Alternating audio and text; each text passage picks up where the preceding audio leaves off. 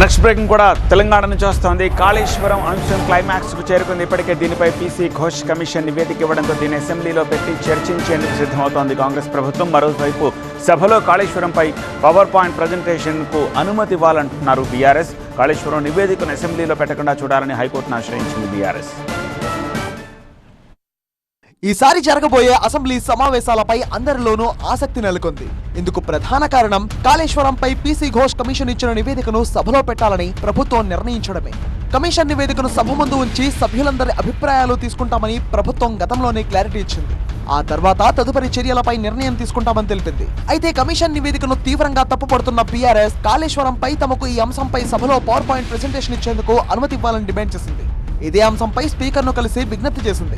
తమపై ఆరోపణలు చేస్తున్నప్పుడు వివరణ ఇచ్చేందుకు కూడా అవకాశాలు ఇవ్వాలని కోరుతోంది. మరోవైపు కమిషన్ నివేదిక కోర్టులో నిలబడదని బీఆర్ఎస్ నేతలు చెబుతున్నారు. మరి కాళేశ్వరం కూలిందా, మోటార్ల ద్వారా గోదావరి నీళ్లు పారుతున్నాయా, ప్రజలకు చూపిస్తాం. రేపు అసెంబ్లీలో ఏది చర్చ జరగాలనేది బీఏసీ సమావేశం డిసైడ్ చేయాలి. ఇప్పటిదాకా బీఏసీ మీటింగే జరగలేదు, కాళేశ్వరం చర్చ జరుగుతుందని లీకులు ఇస్తున్నారు వాళ్ళు. ఒకటి అంటేనే వాళ్ళ కుట్ర ఏందో తెలుస్తుంది. పీపీటీకి అవకాశం ఇస్తే వాళ్ళ చిత్తశుద్ధిని ప్రజలు అర్థం చేసుకుంటారు. పీపీటీకి అవకాశం ఇవ్వలేదంటేనే కాంగ్రెస్ మొహం చాటేసింది, ప్రతిపక్షం గొంతు నొక్కుతుందని అర్థం చేసుకుంటారు.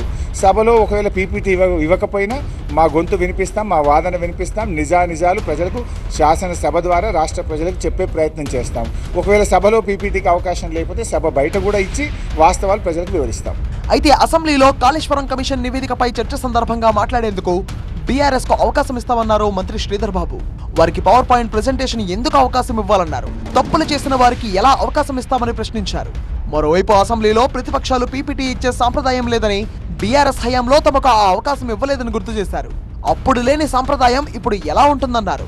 కాళేశ్వరం నివేదికపై చర్చ జరగకుండా ఉండేందుకు యూరియా పేరుతో రాజకీయం చేస్తున్నారని మంత్రి సీతక్క ఆరోపించారు. కాళేశ్వరం అంశంలో బీఆర్ఎస్ నేతలు తప్పు చేశారు కాబట్టే ఇలా భయపడుతున్నారని ఆ పార్టీ నేతలు ఆరోపించారు. అసలు కాళేశ్వరం పైన కోర్టుకు పోయింది ఎవరు? కోర్టుకు పోయి మాకు చర్చ జరిపోద్దని చెప్పింది ఎవరు? కోర్టు ఆదేశాలు ఏమని ఇచ్చింది? ఎప్పుడు అసెంబ్లీ పెడుతున్నారు, ఎప్పుడు చర్చిస్తారని చెప్పి కూడా న్యాయస్థానం చెప్పడం జరిగింది. ఇప్పుడు న్యాయస్థానం పోయిందే వాళ్ళు, న్యాయస్థానంలో తీర్పు ఇచ్చిందే ఇది ఎప్పుడు పెడుతున్నా అని చెప్పి. మళ్ళీ ఇప్పుడు పెడితే వాళ్ళకి ప్రాబ్లం ఏంది? చర్చిస్తే ప్రజలకు కూడా తెలుస్తుంది కదా తప్పు ఎవరిది అనేది. అంత భయం ఏముంది? తప్పు చేసిన వాళ్ళే భయపడతారు. కాళేశ్వరం నివేదికను అసెంబ్లీలో పెట్టొద్దని కోరుతూ హైకోర్టులో మాజీ మంత్రి హరీష్ రావు పిటిషన్ దాఖలు చేశారు. అసెంబ్లీలో నివేదిక పెట్టకుండా ప్రభుత్వానికి ఆదేశాలు ఇవ్వాలని కోరారు. ఒకవేళ అసెంబ్లీలో కాళేశ్వరం నివేదికపై చర్చించినా తదుపరి చర్యలు తీసుకోకుండా ఆదేశాలు ఇవ్వాలని పిటిషన్లో ప్రస్తావించారు. అయితే దీనిపై సోమవారం విచారిస్తామని హైకోర్టు తెలిపింది.